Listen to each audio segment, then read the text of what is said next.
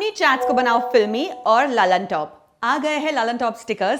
ऐसे मजेदार Lalan top stickers मिलेंगे बॉबल कीबोर्ड पर। स्टिकर्स के लिए डाउनलोड करें बॉबल कीबोर्ड और चैट या कमेंट करें एकदम Lalan top style. Download link पाएं डिस्क्रिप्शन में। हाउस ऑफ द ड्रैगन के 3 एपिसोड आ चुके थे। पहले में सेट किया गया था कहानी के लिए माहौल, दूसरे में युद्ध का भय, तनाव, और तीसरे एपिसोड में हमने देखा था युद्ध।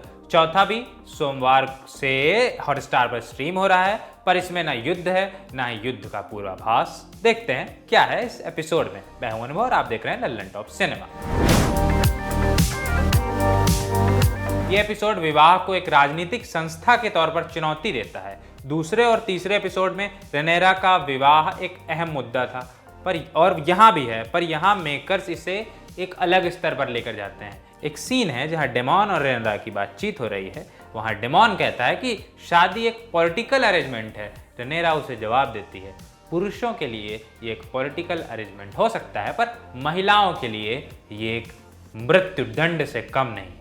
यहाँ समझने जैसा ये है कि एचओडीटी कहीं पर भी शादी का विरोध नहीं करता, बल्कि राजनीति के नाम पर दांव पर लगाई जा रही औरतों के पक्ष में खड़े होने की कोशिश करता है। सिंहासनों पर बैठे पुरुष कैसे महिलाओं पर दबाव डाल रहे हैं, विवाह को बंधन बनाना चाह रहे हैं। महिलाएं, या यूं कहें सिर्फ एक महिला इसके विरोध में खड़ी है, और उसका विरोध इतना सशक्त है कि सत्ता का शीर्ष पुरुष भी उसके सामने कई मौकों पर बौना नजर आता है। यह एपिसोड भावनात्मक रूप से कई मामलों में रिच है, खासकर क्वीन एलिसेंट के पक्ष से।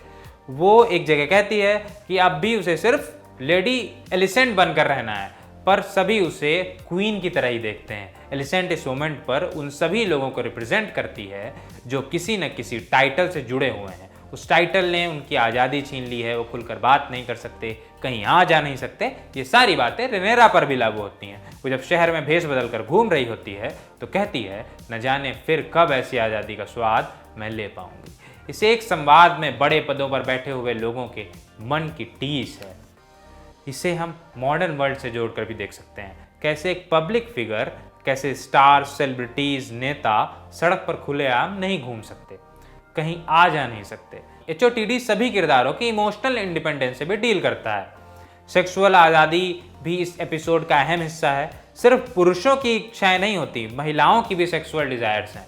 एक बहुत ही बेहतरीन इंटरकट सीक्वेंस है इसमें, जहां 2 पैरेलल नरेटिव सेट किए गए हैं।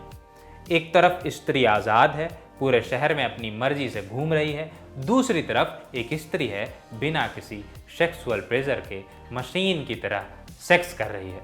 मेकर्स ने बहुत स्मार्टली खेला है। आपको आज़ादी और कैद में फ़र्क साफ नज़र आता है। इस एपिसोड में ऐसे कई सारे पैरेलल नरेटिव हैं, जैसे एक जगह डेथ की बात हो रही है और उसके तुरंत बाद किंग का शॉट आ जाता है। बेहतरीन है वो।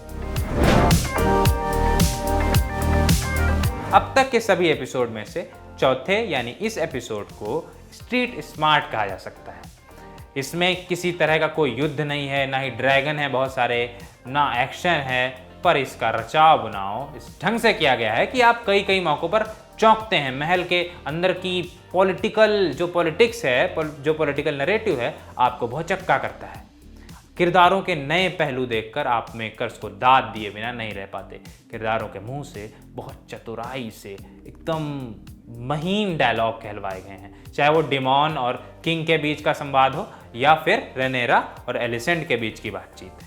अभी तक हम ये देखते आ रहे थे कि रेनेरा का किरदार पॉलिटिक्स से दूर है, पर यह एपिसोड उसे भी वेस्ट्रोस और महल की राजनीति का हिस्सा बना देता है।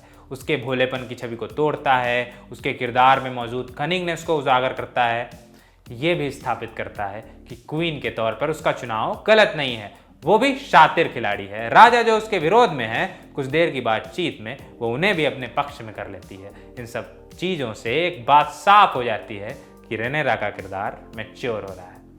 कुल मिलाकर ये एपिसोड अब तक का सबसे अच्छा एपिसोड है। ट्रीटमेंट और नरेटिव के मामले में 1 नंबर। जल्दी जाइए, देख डालिए। हॉटस्टार पर स्ट्रीम हो रहा है। मैं था अनुभव और आप देख रहे थे लल्लन टॉप। कैमरे के पीछे मेरे साथी थे जतिन। लल्लन टॉप का सबसे ठस, ठेठ और ठसकदार बेबी आ गया है लल्लन टॉप का पॉडकास्ट, जिसका नाम है बाजा, और ये बजेगा सिर्फ लल्लन टॉप ऐप पर।